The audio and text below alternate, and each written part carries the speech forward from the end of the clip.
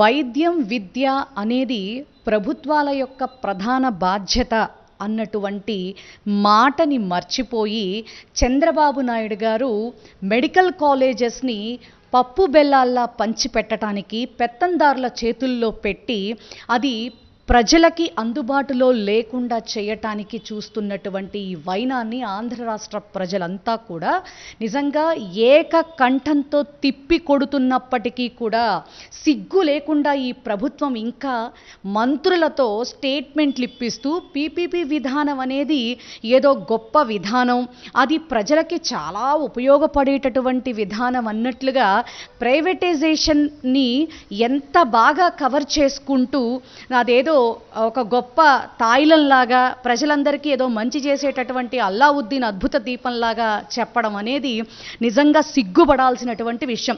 ఈ గవర్నమెంట్ని నేను ఒక్కటే క్వశ్చన్ చేస్తా ఉన్నా, didn't we know what about PPP? Don't underestimate AP public. Why? Because they are very knowledgeable persons and they are very politically well educated. Mind it. మీరు చెప్తే నేర్చుకునేటటువంటి పరిస్థితుల్లో మేమైతే లేం, అది గుర్తుపెట్టుకోండి.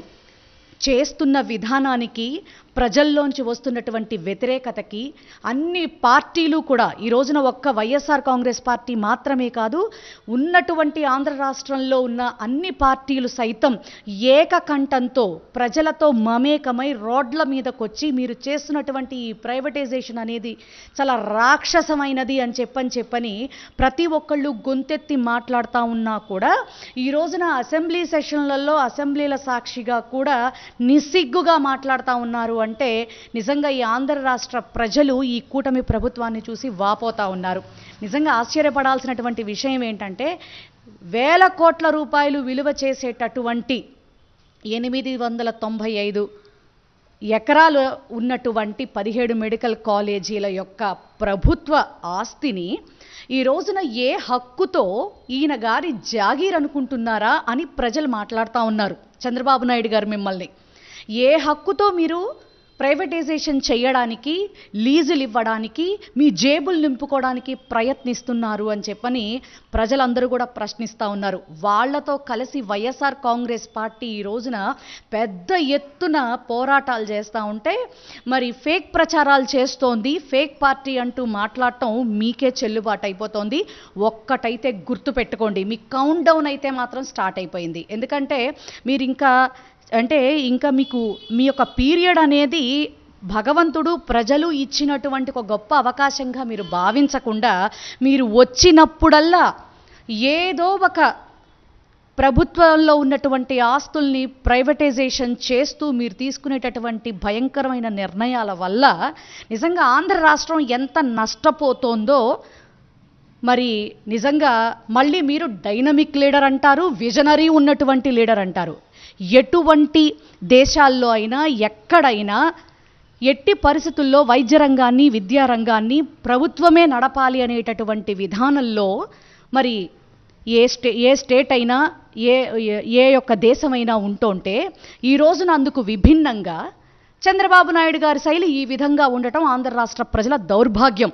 నిజంగా జగన్మోహన్ రెడ్డి గారు ప్రజలకి అమ్మలాగా వైద్యాన్ని విద్యని అమ్మలాగా అందిస్తే ఈ రోజున అమ్మకాల సూరుళ్లాగా చంద్రబాబు నాయుడు గారు ఆ కాలేజీల్ని అమ్మేసేటటువంటి ప్రయత్నం చేస్తున్నాడు.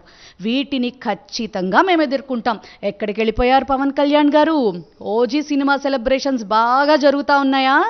ఆంధ్ర రాష్ట్రంలో ప్రభుత్వ మెడికల్ కాలేజీలు ప్రైవేటు పరం అవుతున్నాయని ప్రజలు గగ్గోలు పెడుతున్నారు. మరి అసెంబ్లీలో కూడా ఒక్క మాట మాట్లాడటానికి కూడా మీకు ఎందుకు నోరు రావట్లా? ఇంకా మా నాయకుడిని పట్టుకొని మీరు అసెంబ్లీకి రండి, మాట్లాడండి. మా నాయకుడు గనక వస్తే చుక్కలు చూపిస్తాడు.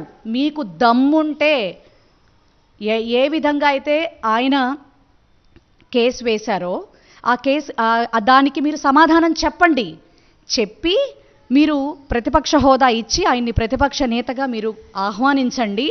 మిమ్మల్ని ఏ విధంగా ఎదుర్కోవాలో ఆ విధంగా ఎదుర్కొంటాడు. ఆయన అసెంబ్లీ సెషన్స్కి రాకపోయినా ప్రజాగళమై ప్రజా గొంతుకై ప్రతి ఒక్క విషయాన్ని బయటుండి మిమ్మల్ని ప్రశ్నిస్తూ ఉంటేనే మీకు చుక్కలు కనపడతా ఉన్నాయి.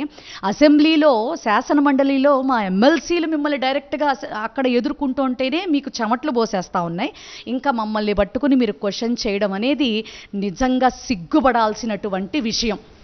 ఎందుకంటే దీపం ఉండగానే ఇల్లు చక్కబెట్టుకోవాలి అన్న చందంగా మీ వ్యవహారం ఉంటోంది తప్ప ఎక్కడా కూడా ఆంధ్ర రాష్ట్ర ప్రజలకి మంచి చేయాలనేటటువంటి ఆలోచన మీకు లేదు, ఇక ముందు రాదు అనేది అర్థమైంది.